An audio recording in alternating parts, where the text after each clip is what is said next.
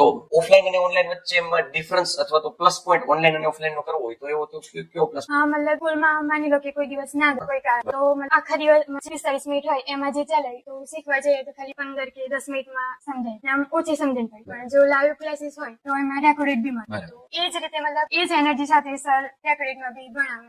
તો આ live lecture નો એક બેનિફિટ. તમને ક્યાં એવું લાગ્યું? જો સાંભળજો પેરેન્ટ્સ, હવે બધા કાન ખોલીને સાંભળજો, ધ્યાન દઈને સાંભળજો. આ પ્રશ્ન છે ને કદાચ તમને વસમો લાગશે, થોડો કડવો લાગશે, કટુ વચન લાગે એટલે એવું લાગશે કે સાહેબ થોડું કડવું બોલી ગયા. ઘણા વાલીઓની એવી ફરિયાદ છે સાહેબ કે મારો દીકરો મારી દીકરી ઓનલાઈન ભણે તો આંખને બહુ નુકસાન કરે. તો એ કયા લેવલ સુધી આંખને નુકસાન કરે?